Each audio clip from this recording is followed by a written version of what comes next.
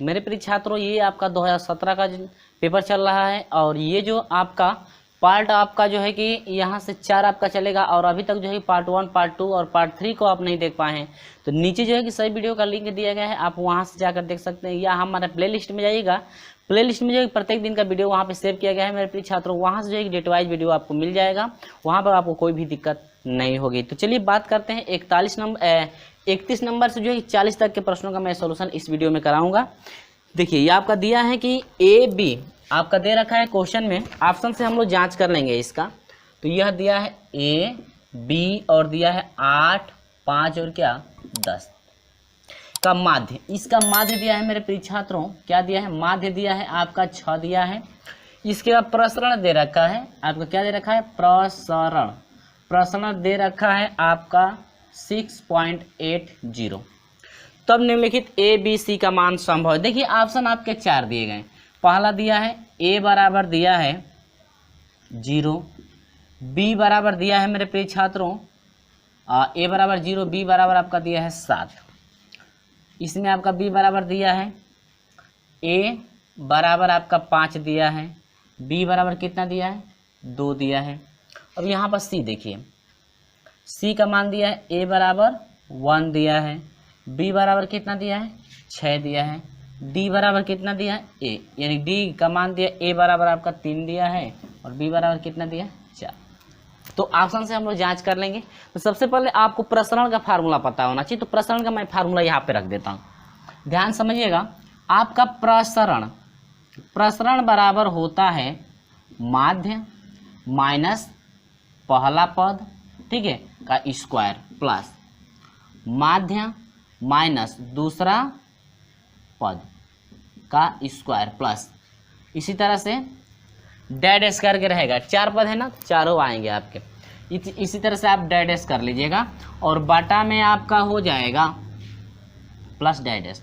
यहाँ पर होता है कुल पद, क्या होता है मेरे प्रिय छात्रों कुल पद, बस ये आपका क्या हो गया फार्मूला हो गया, ठीक है। ये तो आपको अच्छी तरह समझ में आ रहा होगा। तो इतना करने के बाद आपको करना कुछ नहीं है मेरे प्रिय छात्रों, प्रसरण आपका दे रखा है कितना 6.80 बराबर, माध्य दे रखा है कितना 6 दे रखा है, माइनस प्रथम पद आपका ए है स्क्वायर हो जाएगा प्लस माध्य दे रखा है 6 माइनस प्रथम 2 हो जाएगा प्लस आपका दूसरा अगला है 8 हो जाएगा, सॉरी माध्य आपका 6 हो जाएगा माइनस तीसरा पद आपका 8 हो जाएगा स्क्वायर प्लस, डायरेक्ट आप कर सकते हैं लेकिन मैं एक बार रख दे रहा हूँ। और इसके बाद हो जाएगा 6 माइनस 5 का स्क्वायर हो जाएगा प्लस 6 माइनस 10 का क्या स्क्वायर। अब बाटा में कुल पद कितने हैं 1 2 3 4 5, तो यहाँ पर हो जाएगा 5, यहाँ से मल्टीप्लाई करा दीजिए, ठीक है। तो 8 पर 40 को सुनना हासिल 4 हुआ और 5 छके 30 और 30 4 34, यानी पॉइंट 0 लगेगा यहाँ पे, पॉइंट 2 अंक पे, तो यहाँ पर सिर्फ 34 हो जाएगा।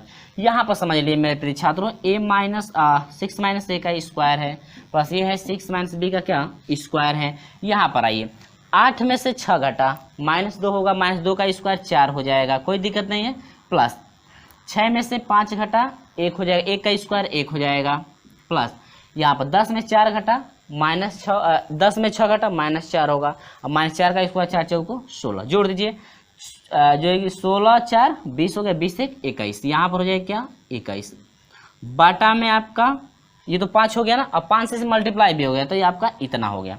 इतना करने के बाद अब यहीं पे रखना है, इसी में क्या कर देना है रखना है।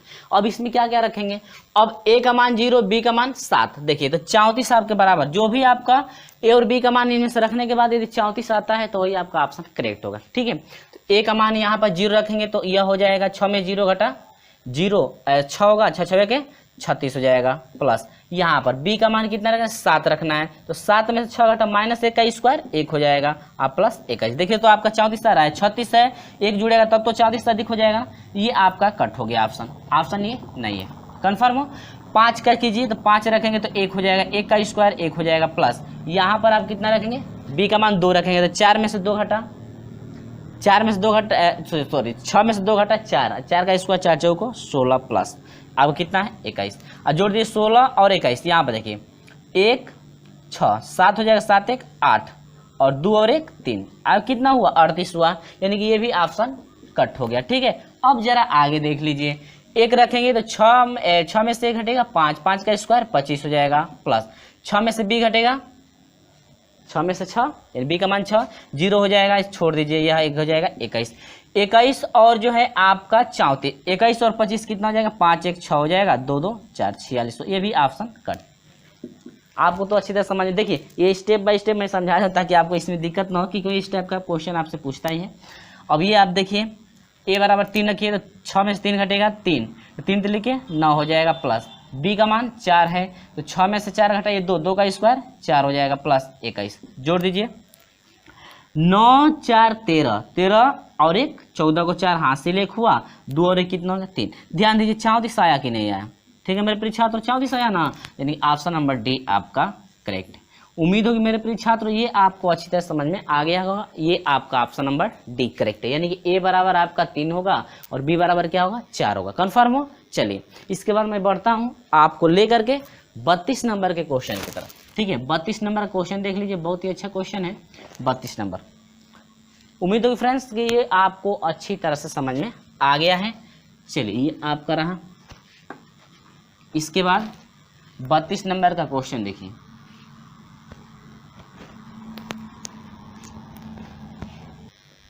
बहुत ही अच्छा क्वेश्चन। लॉग देखिए दे रखा है, लॉग 128 दिया है और बेस आपका 8 दिया है, लॉग 128 बेस 8। ध्यान दीजिएगा यहाँ पर एक फार्मूला मैं लिख देता हूँ, यानी कि लॉग में हो, लॉग a के सर पे m हो और यहाँ पर b के सर पे n। देखिए बेस का यदि घात हो और लॉग में जो है उसका यदि घात हो तो यह होता है मेरे प्रिय छात्रों m बटा में n, लॉग हो जाता है a और बेस b। ध्यान दीजिएगा इसमें फार्मूला क्या है, ये फार्मूला क्या कह रहा है, यदि लॉग a का पावर m हो और बेस का भी यदि घात हो तो वह घात पहले आ जाते हैं, यानी कि पहले घात m होगा बटा में बेस का घात हो जाएगा, ठीक है। इसके बाद लॉग जो होगा a और b हो जाएंगे, ये कन्फर्म हो। उसी तरह से इसको चेंज कर लीजिए तो ये हो जाएगा मेरे पीछा, तो लॉग 27 को क्या लिख सकते हैं, 2 का पावर 7 लिख सकते हैं, 8 को लिख सकते हैं 2 के सर पे कितना 3, घात के रूप में चला गया इसके रूप का, दोनों को घात को पहले करिए, यानी 7 बटा में आपका 3 हो जाएगा, यह हो जाएगा लॉग 2 और बेस 2। और जब लॉग और बेस आपके बराबर होते हैं तो इसका वैल्यू कितना हो जाता है 1, ये तो कन्फर्म हो। तो यह हो जाएगा 7 बटा में 3 गुणे 1, यानी कि यह हो जाएगा 7 बटा में कितना मेरे प्रिय छात्र 3, ये आपका आंसर फाइंड। यानी कि हम लोग ऑप्शन की बात कर लें तो ऑप्शन नंबर ए करेक्ट है मेरे प्रिय छात्रों, ऑप्शन नंबर क्या है ए आपका करेक्ट है, इतना कन्फर्म है, ठीक है। चलिए वीडियो अच्छा लगता है तो वीडियो को एक लाइक जरूर कर दीजिएगा। तो चलिए हम आपको लेकर चलते हैं 33 नंबर के क्वेश्चन की तरफ। ये आप फार्मूला याद रखिएगा कि कैसा फार्मूला आपका दे रखा है। चलिए तो आपको ये अच्छी तरह समझ में आ गया होगा। अब देखिए हम लोग बढ़ते हैं 33 नंबर के क्वेश्चन की तरफ। 34 नंबर का क्वेश्चन है कि एक्स स्क्वायर दे रखा है भाई, x square minus 18x plus 9 equal to 0 का कार्य है गुणोत्तर माध्य। देखिएगा जो गुणोत्तर है, ध्यान दीजिएगा गुणोत्तर माध्य पूछ रहा है ना, तो गुणोत्तर माध्य बराबर होता है मेरे प्रिय छात्रों अंडरवुड में अल्फा इंटू क्या बीटा, यानी कि गुणोत्तर जो माध्य होता है आपका होता है करणी में अंडरवुड अल्फा इंटू बीटा, यानी कि माध्य सबसे पहले अल्फा इंटू बीटा चाहिए गुणोत्तर माध्य निकालने के लिए। आपको पता होगा कि अल्फा इंटू बीटा बराबर होता है, यानी दोनों मूलों का गुणनफल बराबर होता है c बाई ए, यानी यह होता है ax square plus bx plus क्या c बाई ए, तो c का वैल्यू 9 है, a का वैल्यू कितना x स्क्वायर गुणा 1 है, तो c बाई ए बराबर कितना 9। अल्फा इंटू बीटा मालूम हो गया, कोई बात नहीं है, बराबर 9, यानी कि बराबर करने में 9 हो जाएगा, अल्फा इंटू बीटा का मान 9 हो गया, तो 9 का वर्गमूल कितना हो जाएगा 3, यानी कि ये रहा आपका क्या आंसर। यानी कि जो गुणोत्तर माध्य है आपका कितना हुआ 3, यानी कि ऑप्शन नंबर जो है आपका एक करेक्ट है, कन्फर्म हुआ। ये तो आपको अच्छी तरह समझ में आ गया ना। अब इसके बाद आपको करना क्या है ध्यान दीजिएगा, इसके बाद मैं लेकर चलता हूँ 35 नंबर के क्वेश्चन पे। बस ये फार्मूला याद रखिएगा, गुणोत्तर माध्य बराबर होता क्या है, ठीक है ना। चलिए कोई दिक्कत नहीं है, सभी प्रश्न आपको अच्छी तरह समझ में आ रहे होंगे। 35 नंबर भी मैं सोल्यूशन कराता हूं। कह रहे 70 व्यक्तियों के समूह में 70 व्यक्ति, ठीक ना, व्यक्ति टोटल कितने हैं 70 व्यक्ति हैं। अब ये कह रहा है एक समूह में 45 हिंदी, 45 जो है आपके क्या लेते हैं हिंदी लेते हैं, कोई बात नहीं है, बोलते हैं। 33 अंग्रेजी बोलते हैं और जो 33 है वह क्या बोलते हैं, इंग्लिश बोलते हैं। यानी कि 70 को व्यक्ति हैं, ठीक है, जिसमें से 45 को जो है कि हिंदी बोलते हैं, 33 को जो है कि अंग्रेजी बोलते हैं। करीब 10 व्यक्ति न तो हिंदी और न ही अंग्रेजी बोलते हैं। 10 को व्यक्ति नाकामा है या किसी काम के नहीं है। तो 70 में से 10 को पहले निकाल दीजिए तो आपको कितना हो गया, 60। यानी टोटल व्यक्ति कितने हो गए, 60, ठीक है ना। 60 व्यक्तियों जो है कि 10 व्यक्ति न तो हिंदी बोलते हैं न ही अंग्रेजी बोलते हैं। कितने व्यक्ति, दोनों भाषा अंग्रेजी और हिंदी बोलते हैं। जब दोनों भाषाओं की बात आती है तो आपको पता होगा कि नंबर ऑफ निकालना होगा हिंदी और क्या, इंग्लिश, यानी जिसे हम लोग इंटरसेक्शन कहते हैं। क्या कहते हैं, इंटरसेक्शन कहते हैं। और टोटल ये जो अवयव है यह यूनियन को इंडिकेट करता है, यानी नंबर ऑफ हिंदी और यूनियन जो है आपका इंग्लिश। टोटल ये जो आपके टोटल संख्या होती है वह यूनियन को इंडिकेट करता है। और जो अकेले अकेले है ना, वह यह नंबर ऑफ, यह जो बोलेंगे वो आपका होगा। तो आपको निकालना है कि number of Hindi intersection English, यानी कि दोनों में जो कॉमन होगा वह आपका इंटरसेक्शन। तो यानी कि जब दोनों व्यक्ति, कोई व्यक्ति है जो दोनों भाषाओं जब बोलता है तो वह इंटरसेक्शन में चला जाता है। किस में चला जाता है, इंटरसेक्शन में। कंफर्म हो, चलिए। तो इंटरसेक्शन का मतलब दोनों में कॉमन, दोनों वो बोलने वाले कॉमन हो जाएंगे। यानी कि number of Hindi intersection English बराबर हो जाएगा नंबर ऑफ हिंदी कितने बोल रहे हैं आप प्लस नंबर ऑफ जो है इंग्लिश बोलने वाले को जोड़ दीजिए, नंबर ऑफ क्या, इंग्लिश। अब माइनस कर दीजिए नंबर ऑफ जो है आपका इंग्लिश और हिंदी का, यानी कि नंबर ऑफ जो है हिंदी यूनियन क्या, इंग्लिश को माइनस कर दी, कोई दिक्कत नहीं है। हिंदी बोलने वाले कितने हैं, 45 हैं, ये तो फार्मूला मैं बताया हूँ। इंग्लिश बोलने वाले 33 हैं, माइनस दोनों का समूह कितने का है, दोनों का समूह 60 का है। अब देखिए 5 3 8 हो जाएगा, 4 3 7 हो जाएगा, 78 माइनस 60, यानी कि आपका 78 यह 8 हो जाएगा, 1 18।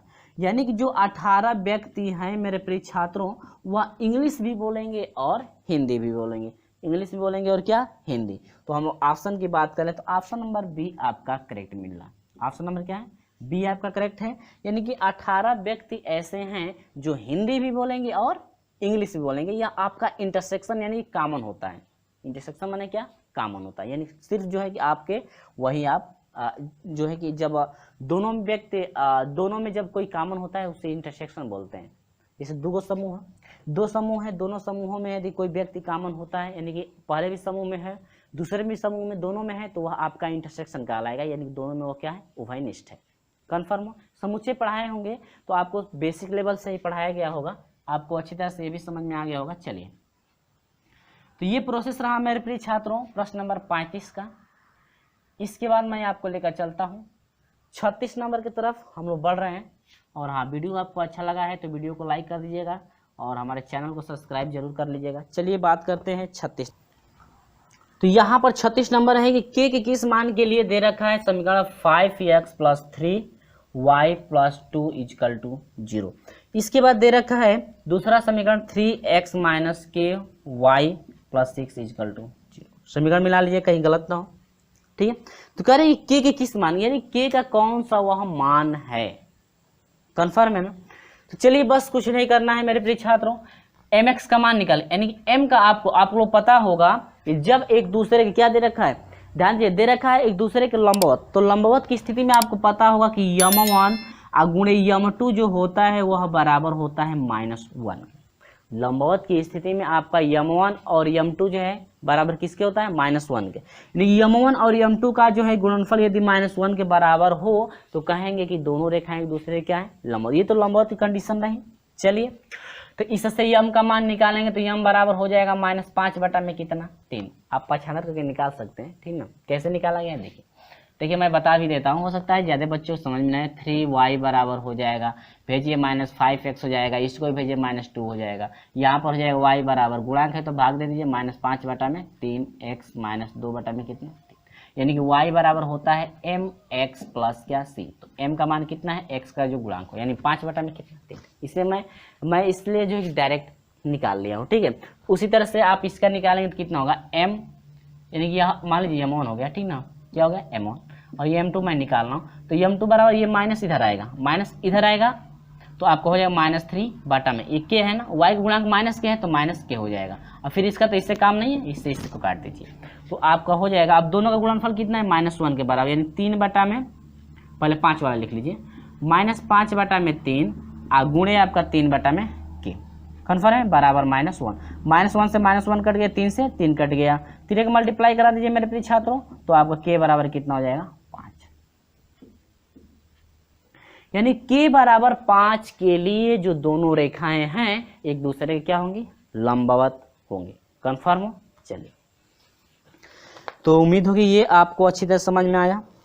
अब इसके बाद मैं लेकर चलता हूं 37 नंबर के क्वेश्चन पे। 37 नंबर का क्वेश्चन क्या है, ध्यान दीजिएगा मेरे प्रिय छात्रों। तो 37 नंबर का क्वेश्चन बहुत ही अच्छा क्वेश्चन है, बस फार्मूले पे आपको रख देना, आपको फार्मूला पता ही होगा। चलिए, कह रहा है कि समांतर रेखाएं, देखिए बहुत अच्छा क्वेश्चन आया, +4y + 10 इक्वल टू क्या है, 0। दूसरा समीकरण दे रखा है 3x + 4y + 2 इक्वल टू 0। दे रखा है दोनों के बीच की दूरी निकालना है। दूरी का फार्मूला क्या होता है, जब दो रेखाएं का एक्स वाई का गुणांक बराबर, ध्यान दीजिएगा ये कंडीशन आपकी क्या बन रही है, दोनों एक्स वाई के गुणांक दोनों आपस में बराबर है ना। जब बराबर हैं तो आपकी लंबवत दूरी क्या पूछ रहा है, लंबवत दूरी ना कह रहा है कि बीच की दूरी पूछ रहा है। तो ये जब दो ऐसी कंडीशन मिलती है, कंडीशन क्या है, ध्यान दीजिएगा फार्मूला मैं लिख देता हूँ, यानी a1x + b1y + c1 equal to क्या हो, 0। a1 नहीं, इसको रख दीजिए, और ये हो जाएगा ax + by + c2 बराबर क्या हो, 0। जब लंबवत के लिए ये कंडीशन मिलती है, नहीं दूरी के लिए ना, दोनों के बीच की दूरी, हाँ बीच की दूरी, दोनों के बीच की दूरी के जब ये कंडीशन आती है ना, ध्यान दीजिएगा दोनों x का, इस x का गुणांक बराबर है, इसका y का गुणांक बराबर, और ये c1 c2 अलग अलग, तो ये कंडीशन आती है तो बीच की दूरी के लिए फार्मूला होता है कि c2 - c1 कर दो बाटा में अंडर में a का स्क्वायर कर दो + b का स्क्वायर। ये बहुत फार्मूला ईजी है, आपको बताया भी है, ठीक है, आपको हर एक चीज बताया गया है, ठीक ना। तो ये आपका C2 का वैल्यू कितना है, दूसरा C2 का वैल्यू है तो 20 हो जाएगा, -C1 का वैल्यू 10 बाटा में अंडर में a² + b², तो a² या a है, ये क्या है b, तो 3 3 लिखे ना, +4 × 16, 16 ना 25, यानी कि आपका हो जाए 20। यहाँ पे 20 में से 10 घटा, 10 बटा में 25 का वर्गमूल 5, तो 5 से करा दीजिए। तो ये बहुत सिंपल क्वेश्चन है, ठीक ना, बहुत ही यहाँ सिंपल क्वेश्चन है, आपको सिर्फ फार्मूला याद होना चाहिए। और हाँ, जब फार्मूला याद नहीं हो तो उसके बाद मैं क्या कर सकता हूँ, आपको हर हाल में फार्मूला याद होना चाहिए, क्योंकि फार्मूला जब तक याद नहीं रहेगा तब तक आपको क्वेश्चन भी क्लियर नहीं होगा। आप फार्मूला याद हो तुरंत माइंड में कैलकुलेशन आपका हो जाता है कि हाँ क्या आएगा इसका आंसर। जब फार्मूला याद रहेगा तभी तो आपका होगा, आप फार्मूला याद नहीं रहेगा तो आप कुछ नहीं कर सकते। फार्मूला याद नहीं रहेगा, आप जानते भी हैं कि इस तरह से होगा तो भी आप नहीं कर पाएंगे। क्यों? क्योंकि आपको फार्मूला क्लियर नहीं है, कौन सा फार्मूला आप लगाएंगे। अगर फार्मूला क्लियर हो तो आप आसानी से हल कर सकते हैं। तो ये आपका 37 रहा। चलिए 38 नंबर की तरफ बढ़ते हैं। तो 38 नंबर में दे रखा है कि एक समचतुर्फलक का आयतन जो है कि 64 करने में 3। तो आपका आयतन दे रखा है 64 करने में 3। तो घन की ऊंचाई, तो आपको निकालना है क्या, ऊंचाई। तो ऊंचाई यानी कि चतुष्फलक में आपका आयतन दे रखा है, उसकी ऊंचाई आपसे पूछ रहा है। तो चतुष्फलक की ऊंचाई का फार्मूला होता है मेरे प्रिय छात्रों 2√2/3। और ये क्या है, ए, जहां पर ए को क्या कहते हैं, कोर। आपको कोर की लंबाई चाहिए, यह आपकी ऊंचाई के लिए फार्मूला है। अब यहाँ पर बात करते हैं आयतन के लिए समचतुष्फलक का। तो आयतन बराबर v बराबर होता है, यानी कि आपका 2 करनी में 2/3 होता है, और यह हो जाता है a का क्या, q। यानी कि a का q का मतलब क्या, कोर है। कोर का q पहले हम लोग कोर निकालना पड़ेगा, और कोर निकाल कर आसानी से इसमें रख देंगे। तो आयतन दिया है आपको कितना, 64 करनी में 3, और बाटा में आपका दे रखा है 2 करनी में 2/3, और यह a का क्या है, q। बस ये कोई दिक्कत नहीं, आप आसानी से कर सकते हैं। ये आपका 3 हुआ ना, पहले नहीं है तो मल्टीप्लाई करा लीजिए। तो ये आपका हो जाएगा 2 करनी में 2, a का q बराबर गुणा कर दीजिए, तो यह हो जाएगा 3 चौको 12, यानी कि आपने 2 से कटा दीजिए, पहले 2 से कटाइएगा तो आपका 2 3 6 हो जाएगा, 2 दूनी के 4 32 हो जाएगा। और फिर 3 से मल्टीप्लाई करा देंगे तो यह हो जाएगा, पहले इससे आ जाइए, तो करनी में 2 a का q बराबर 3 गुणे आपका हो जाएगा 32, और गुणे करने में कितना, 3। कन्फर्म हो। अब देखिए ज़्यादा कुछ नहीं करना है। ए का क्यू बराबर आपका हो जाएगा 3 गुणे 3 32 गुणे करनी में 3। अब बाटा कितना है, करनी में 2, करनी में 2 से नीचे ऊपर क्या कर दीजिए, परिमेकरण कर दीजिए, ताकि मान में कोई ताकि आपकी करनी हट जाए। हर में करनी में है तो करनी से ऊपर नीचे गुणा कर दीजिए, करनी में 2 से नीचे, करनी में 2 से ऊपर। तो ये आप करनी में 2 से करनी में 2 में होगा तो सिर्फ कितना हो जाएगा, 2 हो जाएगा। तो 2 से कटाएंगे तो यह हो जाए 2 कम 2 छके 12 हो जाएगा। अब इससे इसे मल्टीप्लाई कर देंगे तो यह हो जाएगा कितना, 16 दूना के 32, 16 48, 16 कितना हो जाएगा 48, ये हो जाएगा 48। और इनका करनी से करनी में आपको हो जाएगा करनी में कितना, 3 दूनी के 6। कन्फर्म हो। अब ए का क्यू निकाल दीजिए, ए का क्या निकाल दीजिए, क्यू। क्यू निकालेंगे तो आपको कितना हो जाएगा, ध्यान दीजिएगा, ए क्यू बराबर हो जाएगा 48। कड़ी में 6 है तो क्या इसको हम लोग ऐसे लिख सकते हैं, 6 का घात 1 बटा में कितना, 2।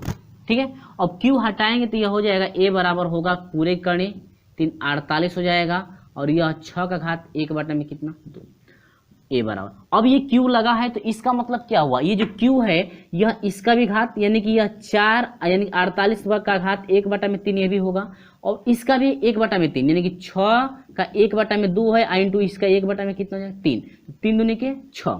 यहाँ पर थोड़ा ध्यान से आप लोग समझिएगा। और 48 का यदि घनमूल निकाल, 1 बटा में 3 का मतलब घनमूल निकालते हैं तो आपका हो जाएगा यह 2 करनी में कितना हो जाएगा आपका, 2 करनी में 6 इसके अंदर 3, यानी कि यह होगा 2 और यह घनमूल है 6, यानी कि इसको आप ऐसे लिख सकते हैं 2 हो जाएगा और ये घात हो जाएगा 6 का घात 1 बटा में कितना, 3, और गुणे हो जाएगा यह 6 का घात हो जाएगा 1 बटा में कितना हो जाएगा, 6। अब इन दोनों को हल करेंगे तो आपका हो जाएगा 2 का घात, इसका देखिए घात का जब समान राशियों का गुणा करते हैं तो घात जुड़ता है, तो यह हो जाएगा 6 हो जाएगा, और यह 3 है यह 6 हर, तो एलसीएम 6 होगा तो 3 दूनी के 6, 2 कम 2 हो जाएगा, और 6 कम 2 1 3, और 3 से 6 कटाएंगे 3 दूनी के 6 यानी 1 बटा में कितना हो जाएगा, 2, और यही ए बराबर हो जाएगा 2, 1 बटा में 2 का मतलब करणी, यानी करणी में कितना, 6। तो ये प्रोसेस आप ज़्यादा ध्यान समझिएगा क्योंकि इसमें बहुत ही डिफिकल्ट, इसमें बहुत ही कठिनाइयाँ हैं, क्योंकि चेंजिंग करने में आपको ज़्यादा दिक्कत हो सकती है। तो आप अभी आपको समझ में नहीं है तो फिर से एक बार रिवाइज करके देखिए, आपको कन्फर्म समझ में आ जाए। एक बार ये पता हो गया इतना आया, ठीक है। क्योंकि आपका यदि आपका ये अंडरवुड में नहीं रहता ना तो आसानी से आप घन निकाल सकते हैं, लेकिन वो भी अंडरवुड में है तो आपका इसका मतलब 48 का भी घन करना पड़ेगा और 1 बटा में 6 का भी क्या करना पड़ेगा, घन। इसलिए इसका भी 1 बटा में 3 है, इसका भी 1 बटा में 3 आपको लगाना पड़ेगा। अब ए का तो मान पता चल गया। अब यहाँ पर आइए 2 करनी में हो जाएगा। अब देखिए पूरे करनी है तो यह इसका भी 2 करनी में 2 और इसको कर दीजिए 2 करनी में 3 गुणे कोर कितने की है, 2 करनी में कितने की है, 6 की। कन्फर्म हो। अब चलिए 4 हो जाएगा, 2 से जब 2 में मल्टीप्लाई करेंगे तो कितना हो जाएगा, 4, 2 से 2 में 4 हो जाएगा। और करनी में 6 से करनी में 2 में गुणा करेंगे तो यह हो जाएगा 6 दूनी के 12, बाटा आपका हो जाएगा करनी में 3, करनी में 3 से परिमेकरण कर दीजिए, कोई दिक्कत नहीं, ठीक ना। अब ये हो जाएगा 4 12 3 36, तो करनी में 36 बाटा में आपका करनी में 3 से करनी में 3 हो जाएगा। अब ये बताइए 4 गुणे 36 का वर्गमूल 6 होगा और बटा में 3 कटा दीजिए, 3 दूनी के 6 2 यानी 4 दूनी के 8, यानी कि आपकी इतना, यानी कि जो हाइट होगी आपकी 8 की होगी। कितने की होगी मेरे प्रिय छात्रों, 8 की। और हम लोग ऑप्शन देख लें तो 8 सेम ही option number D correct. Option number क्या है, डी आपका। देखिए ये थोड़ा प्रोसेस बढ़ गया है, बढ़ा है प्रोसेस इसलिए क्योंकि मैं स्टेप बाय स्टेप यहाँ पर समझाया हूँ, और जब तक ये समझाया नहीं जाएगा आपको तब तक आपको ये प्रश्न समझ में नहीं आएगा, क्योंकि आपका ये कैसे घनमूल निकाला जा रहा है आपको ये समझना जरूरी है। अब हम यहाँ से डायरेक्ट ए क्यू बराबर यहाँ पे बटा में करके डायरेक्ट ए बराबर हम यदि यहाँ से ले लेते तो आप लोग कहते हैं हाँ सर ये शॉर्ट हो गया, और जब शॉर्ट हो जाएगा तो आप लोग भी शॉर्ट हो जाएंगे, क्योंकि यहाँ पर आपको समझ में नहीं आएगा कि 2 करनी में 6 आपको कहाँ से आया है। इसलिए मैं यहाँ पर विस्तार से आपको समझा दिया हूँ कैसे आप हल करें। उम्मीद होगी मेरे प्रिय छात्र ये कंडीशन आपको अच्छी तरह समझ में आ गई। इसके बाद हम लोग चलते हैं 39 नंबर के क्वेश्चन पर। तो चलिए 39 नंबर का क्वेश्चन ध्यान दीजिएगा कैसे आप हल करेंगे, बहुत अच्छा क्वेश्चन है। देखिए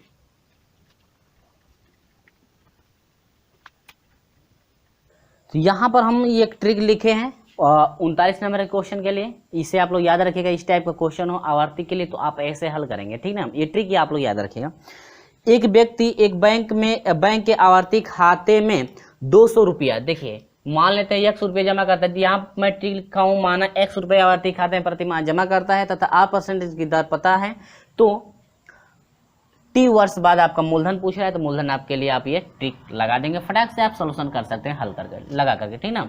तो देखिए आपका दिया है 200 रुपया पूरा पैसा है, यानी आवर्ती खाते में 200 रुपये प्रति माह जमा करता है, और जमा करता है तो 9%, यानी यहाँ पर 8% है, तो यहाँ पर हम लोग का 9% दे रखा है, कोई बात नहीं है। और करें एक वर्ष पश्चात जो है कि कितनी राशि होंगी, यानी कि समय जो है कितना है, 1 वर्ष, ध्यान दीजिएगा समय कितना दे रखा है, 1 वर्ष आपका दे रखा है, ठीक है। यानी 1 वर्ष पश्चात कितनी राशि आपकी होगी, यही आपसे पूछ रहा है। तो बस कुछ नहीं करना है, देखिए यहाँ पर क्या दे रखा है, 12 गुणे x का वैल्यू कितना है 200, तो 200 से 12 में गुणा करें 12 दूनी के 2400 रुपया, डायरेक्ट मैं कर दे रहा हूँ प्लस, ये हो जाएगा 78 गुणे 200 x का मान है गुणे r परसेंटेज की दर कितनी है 9 गुणे समय है 1 बाटा में आपका 12 गुणे कितना 100, 0 से 0 ये कट गया, 2 एकम 2 2 6 12 हो गया, 6 से कटाएंगे तो आपका 13 हो जाएगा, ये होगा ना, इसका मल्टीप्लाई करा दीजिए तो ये आपका हो जाएगा 2400 और प्लस 13 नामा 117, 9 3 27 को 7 हासिल में 2 9 एकम 9 9 2 11 117 हुआ। अब गुणा 1 करेंगे तो आपका वही रह जाएगा, जोड़ दीजिए 7 हो जाएगा, 1 हो जाएगा 4 1 5 और ये 2, आपका इतना हो जाएगा। ये टोटल जो धन है आपका हो जाएगा 2517 रुपया आपका होगा। ये आपका ट्रिक पे रहा। और ट्रिक पे यदि नहीं करना चाहते हैं तो बेसिक पे करना चाहे तो बेसिक तो आपको पता ही होगा क्या करना है। आवर्ती खाते में जो जमा कर रहा है ना, आवर्ती खाते में जो जमा कर रहा है वो आवर्ती खाता कैसे चलता है आपको पता भी नहीं होगा। देखिए पहले माह यदि 200 रुपया जमा करता है आवर्ती खाते में, आवर्ती खाता है ध्यान दीजिएगा, तो पहले माह यदि 200 जमा करता है तो अगला महीने दूसरा महीना आपको कितना जमा करना पड़ेगा 400 जमा करेगा। आवर्ती खाते में जब भी जमा करता है तो ये नियम ये चलता है कि जब पहला महीना 200 जमा कर रहा है तो अगला महीना 400, अगला महीना कितना हो जाएगा 600, फिर अगला महीना कितना हो जाएगा 800 हो जाएगा। ऐसे ऐसे जो है कि आपका बढ़ता जाएगा कौ माह तक 12 माह तक। कन्फर्म हो? तो इस तरह से आप जो है कि इन सभी को जोड़ करके जितना आपका मिलेगा उसका पहले ब्याज निकालिएगा। पहले क्या निकालेंगे ब्याज। अब ब्याज निकाल करके टोटल जितना पैसा उसमें क्या कर दीजिए जोड़ दीजिएगा। जोड़ेंगे तो आपको पता चल जाएगा कि कितना आपका मूलधन हो रहा है। तो आप जो है कि ट्रिक पे लगा सकते हैं, या नहीं तो आपको बेसिक तो पता ही होगा। ठीक है, चलिए इसके बाद हम आपको लेकर चलते हैं 40 नंबर के क्वेश्चन की तरफ। तो 40 नंबर का क्वेश्चन ध्यान समझ लीजिएगा। 40 नंबर का क्वेश्चन क्या है देखिए। तो हम बढ़ते हैं इसके बाद 40 नंबर के क्वेश्चन पे। बहुत ही अच्छा क्वेश्चन है 40 नंबर। ये आप ट्रिक याद रखिएगा, जब भी आवर्ती की बात आएगी यानी आवर्ती में आपका होगा तो आप ऐसे ट्रिक लगाएंगे यदि आपका माह प्रति माह जमा करता होगा तो। ठीक है, तो चलिए इसके बाद मैं लेकर चलता हूं 40 नंबर क्वेश्चन की तरफ। तो ध्यान दीजिएगा 40 नंबर का है क्या दे रखा है, मैं लिख ले रहा हूं क्वेश्चन को। चलिए कह रहे कि करणी में दिया है कि करणी में 3/7 है, पूरे घात है x+1 बराबर 100 जो है कि 43 बटा में है 27 में कह रहा है कि x का मान है। आपसे किसका मान पूछा है x का मान पूछा है। तो देखिए बहुत सिंपल है, ध्यान दीजिएगा। आज जब ये करणी है, करणी हटाएंगे तो इसका बटा लगता है ना, जैसे x करणी में x हो तो इसका वैल्यू होता है 1 यानी x घात 1/2, ये तो आपको पता है। तो इसका भी करणी हटाएंगे तो यह आपका हो जाएगा 3/7 घात हो जाएगा x+1 बटा में कितना बराबर। अब 343 को 7 बटा में कितना 3 का घात कितना लिख सकते हैं 3, 3 लिखे ना 27, 7 का यदि क्यू करेंगे तो आपका 343 होगा। अब ये 3/7 में है तो इसको भी कर दीजिए 3/7, तो इसको जब पलटेंगे तो ये माइनस में हो जाएगा यानी कि ये हो जाएगा 3/7 का पावर है x+1/2 बराबर आपका हो जाएगा यह 3 बटा में कितना हो जाएगा 7 का घात कितना है -। अब आप सोच रहे होंगे कि सर कैसे हो गया। अब ध्यान दीजिएगा कैसे हुआ है। अब इसका भी घात 3/7 बटा में 3 होगा। ठीक है, अब इसका भी घात कितना होगा 3/3 होगा कि नहीं होगा, होगा।